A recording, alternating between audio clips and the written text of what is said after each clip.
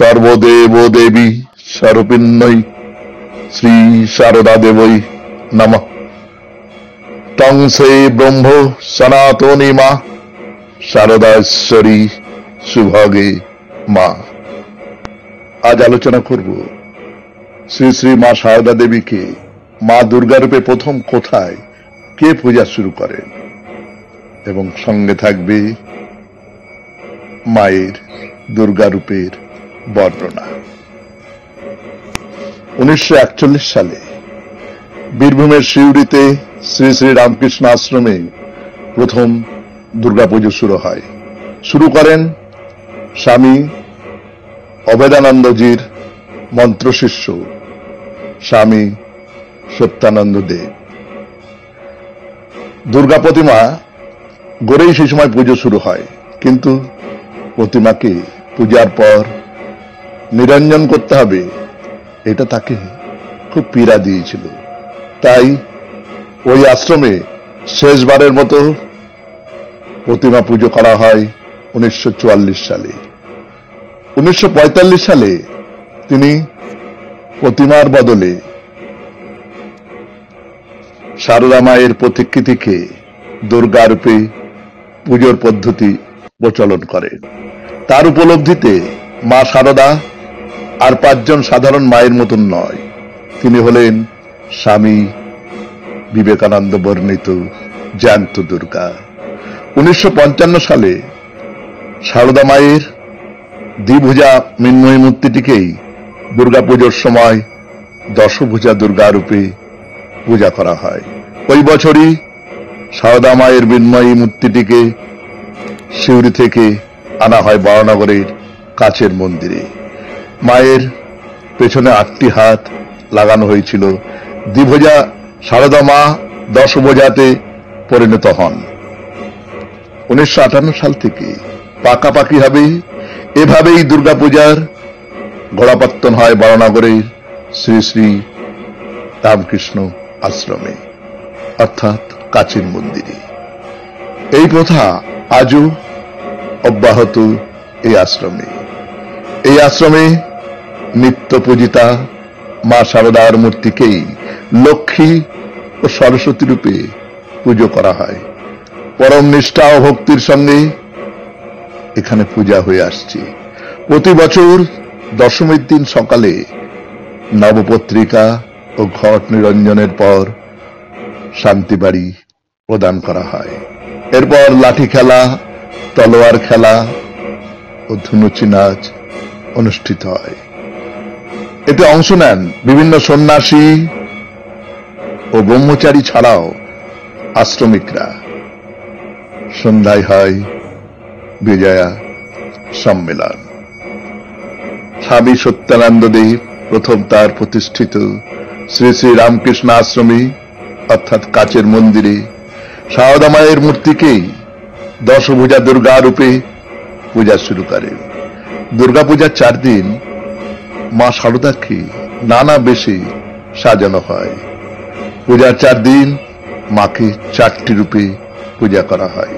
সপ্তমীতে থাকে শারদা মায়ের রাজেশ্বরীর বেশ, মাথায় সোনার কিরীটি, অঙ্গে বেনারসি ও নানা আভরণ। অষ্টমীতে মায়ের যোগিনী বেশ, মা থাকেন জটাজুটি ভূষিতা, গৈরিক, ধারিণী, শিব স্বরূপিণী, তপস্বিনী, উমা। এই দিন শারদা দুর্গা দেবীর এই পূজায় সন্ধি পূজার পর 108টি প্রদীপ জেলে দেবীকে আরতি করা হয়। নবমীর দিন মায়ের কন্যা বেশ, কুমারী রূপে মাকে পূজা করা হয়। আর দশমীতে মায়ের ষোড়শী বেশ। মা দুর্গা এদিনই পাড়ি দেন কৈলাসে। তবে এই আশ্রমে দেবীর বিসর্জন হয় না। দশমীতে মায়ের ঘট বিসর্জন দেওয়া হয়। আশ্রমে পূজা হয় বিশুদ্ধ সিদ্ধান্ত মতে।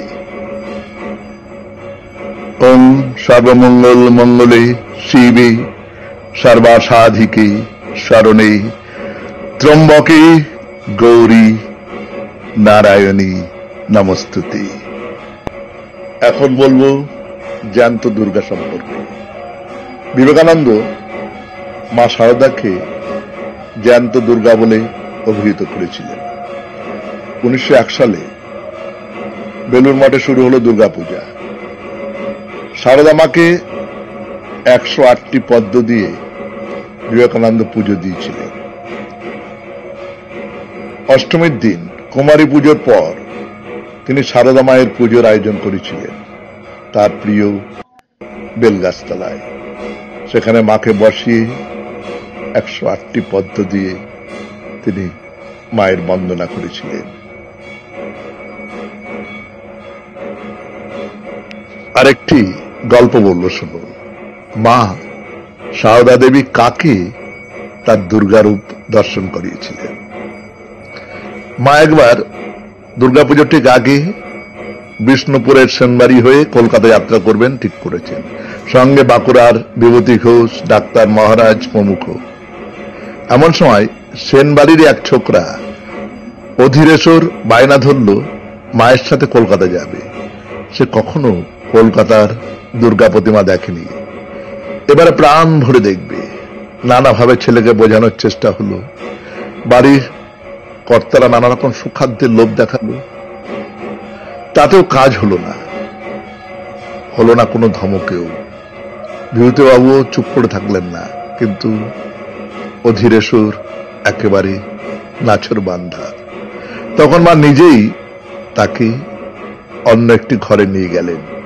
পর মুহূর্তে ছোকরা দেখলো স্বয়ং দেবী দুর্গাই পরিবার নিয়ে তার সামনে দাঁড়িয়ে। এই দৃশ্য দেখে আর মুখ দিয়ে কথা ফুটল না তার।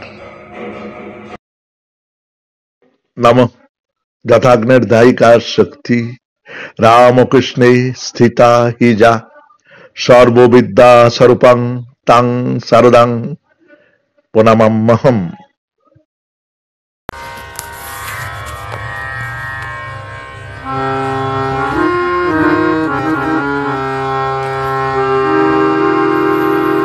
তুমি নির্মল করো মঙ্গল করে মলিন মর্ম মোছায়। তব পুণ্য কিরণ দিয়ে যাক মোর মোহ কালে মা ঘোচায়। মলিন মর্ম মোছায়। তুমি নির্মল করো মঙ্গল করে মলিন মর্ম মোছায়।